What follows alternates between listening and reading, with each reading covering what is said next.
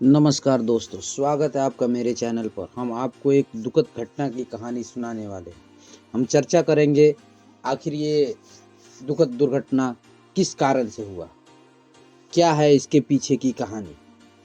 ये कहानी है एती एयरलाइंस फ्लाइट 691 की। एक निर्धारित घरेलू यात्री उड़ान थी जिसे एती एयरलाइंस नेपाल की राजधानी काठमांडू से पोखरा के लिए उड़ान भरा था।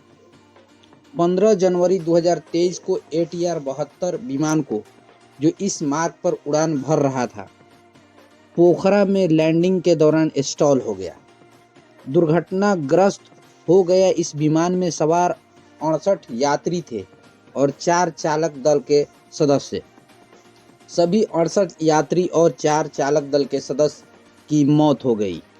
आखिर ये दुर्घटना हुआ कैसे, इस दुर्घटना के पीछे कौन से कारण हैं, इन सबों को जानने से पहले हमें ये जानना ज़रूरी होगा कि हवाई जहाज़ में कुछ पार्ट्स होते हैं और जिनकी जानकारी पहले हमें लेनी होगी। उसके बाद में हमें समझ में आएगा कि आखिर ये घटना का कारण क्या है। सबसे पहला, जो प्रोपेलर एक यांत्रिक उपकरण है जो विमान, नाव या अन्य वाहनों को गति देने के लिए प्रयोग किया जाता है। यह एक पंखा जैसा होता है जिसे आमतौर पर एक धुरी के साथ जोड़ा जाता है और इसे घुमाने से वाहन की दिशा में गति उत्पन्न होती है। जब प्रोपेलर तेजी से घूमता है तो यह हवा के पीछे की ओर धकेलता है, जिसे वाहन के लिए एक प्रतिक्रिया बल उत्पन्न होती है जिसे वह आगे बढ़ता है। विमान में प्रोपेलर इंजन से जुड़ा होता है और उसे घुमाने के लिए इंजन की शक्ति का उपयोग करता है। प्रोपेलर के पंख आकार में होते हैं और इनके आकार, कोण और गति को नियंत्रित करने से विमान की गति और दिशा नियंत्रित की जा सकती है। यदि प्रोपेलर को फेदर कर दिया जाए, जैसे कि एती एयरलाइंस फ्लाइट 691 के मामले में हुआ था, तो इसका मतलब होता है कि प्रोपेलर का कोण इस प्रकार सेट किया जाता है कि प्रोपेलर का कोण थ्रस्ट उत्पन्न नहीं करता, जिससे विमान को उड़ने में समस्या हो सकती है, खासकर लैंडिंग के दौरान।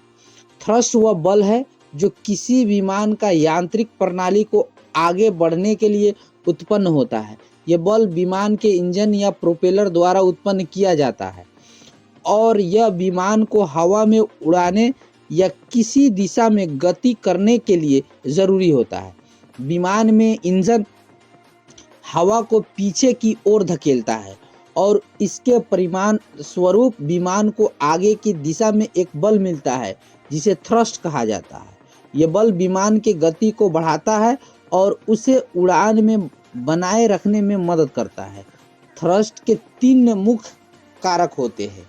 इंजन की शक्ति को, इंजन की शक्ति अधिक उत्पन्न करेगा उतना अधिक थ्रस्ट मिलेगा। प्रोपेलर या जेट के आकार और प्रकार, प्रोपेलर के पंखों का आकार और जेट इंजन का डिजाइन भी थ्रस्ट की मात्रा को प्रभावित करते हैं।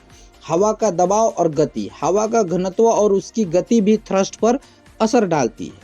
कुल मिलाकर थ्रस्ट विमान के उड़ने और उसकी गति बनाए रखने के लिए सबसे महत्वपूर्ण बल है। अब आइए बात करते हैं एती एयरलाइंस की। तो विमान ने काठमांडू के त्रिभुवन अंतर्राष्ट्रीय हवाई अड्डे से सुबह 10:30 बजे NST पर उड़ान भरी। यह पोखरा अंतर्राष्ट्रीय हवाई अड्डे पर लैंडिंग के अंतिम चरण में सेती गंडकी नदी के किनारे दुर्घटनाग्रस्त हुआ। एक वीडियो में विमान को जमीनी नज़र से देखा गया जिसमें विमान बाईं ओर तेजी से झुकता दिखाई दिया। इसके बाद यह 65 मीटर दूर जाकर दुर्घटनाग्रस्त हो गया।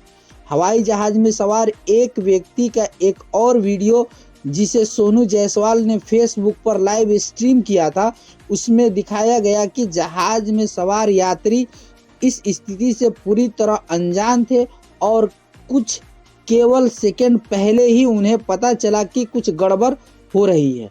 दुर्घटना पोखरा के पुराने हवाई अड्डे और नए पोखरा अंतर्राष्ट्रीय हवाई अड्डे के बीच गंडकी प्रांत में हुई, जो कि 2 सप्ताह पहले ही इस पोखरा अंतर्राष्ट्रीय हवाई अड्डे को खोला गया था और ये विमान उसी पर लैंडिंग करने वाली थी। इस दुर्घटना में विमान में सवार सभी 72 लोग मारे गए और यह नेपाल का अब तक का सबसे घातक विमान दुर्घटना बन गया। ये विमान 15 साल पुराना था। 9ANC इसका नाम था, जो 2007 में निर्मित था। यह प्रैट एंड वैटनी कनाडा PW127M इंजनों द्वारा संचालित था। विमान में 72 लोग सवार थे, जिनमें 68 यात्री और 4 चालक दल सदस्य थे। यात्रियों में 37 पुरुष, 25 महिलाएं और 6 बच्चे शामिल थे, जिनमें से 3 शिशु थे। 71 शव बरामद हुए। इस दुर्घटना में 2 अमेरिकी नागरिकों की भी मृत्यु हुई। हालांकि नेपाल सरकार ने इसकी पुष्टि नहीं की। विमान के चालक दल में वरिष्ठ कप्तान कमल केसी और सह पायलट अंजू खतीवाड़ा शामिल थे। अंजू खतीवाड़ा का पति दीपक पोखरेल भी 2006 में हुए एथी एयरलाइंस ट्विन ऑटर दुर्घटना में मारे गए थे। खतीवाड़ा उस उड़ान को कप्तान बनने के लिए एक अप्रत्याशित अवसर के रूप में इस्तेमाल कर रही थी। जांचकर्ताओं ने पाया कि दुर्घटना के समय विमान का नोसर बहुत ऊंचा था और अचानक बाई पंख नीचे गिर गया, जिसे ये संकेत मिलता है कि विमान स्टॉल कर गया था। दुर्घटना के बाद नेपाल सरकार ने एक जांच समिति बनाई और फ्रांसीसी ब्यूरो ऑफ इंक्वायरी और एनालिसिस फॉर सिविल एविएशन से सहायता प्राप्त की।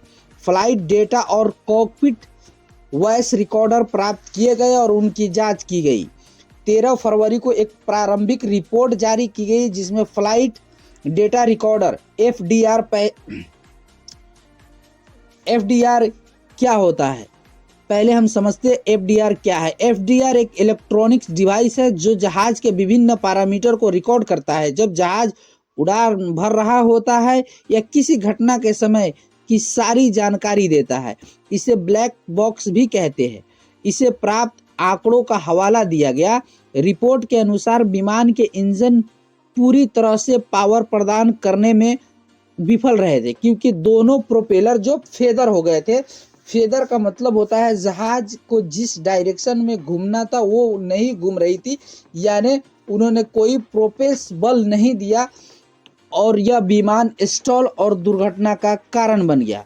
28 दिसंबर 2023 को अंतिम रिपोर्ट जारी की गई, जिसमें यह निष्कर्ष निकाला गया कि दुर्घटना के समय दोनों कंडीशन लेवर्स गलती से फेदर स्थिति में सेट हो गए थे, जिससे थ्रस्ट का नुकसान हुआ और विमान स्टॉल कर गया। रिपोर्ट में यह भी पाया कि उड़ान मार्ग का चार्ट जिसे विमान ने इस्तेमाल किया उसे न तो एयरलाइन और न ही नियामक ने अनुमोदित किया था, और कई अन्य योगदान कारकों का भी उल्लेख किया गया, जैसे मानव त्रुटियां, उच्च कार्यभार, अपर्याप्त तकनीकी और कौशल आधारित प्रशिक्षण और ऑपरेशनल प्रक्रियाओं का पालन न करना भी जिसमें शामिल है। तो दोस्तों, आपको ये कहानी कैसी लगी? अगर कहानी पसंद आई हो तो इस चैनल को लाइक और सब्सक्राइब करें। धन्यवाद। खुश रहे, आबाद रहे।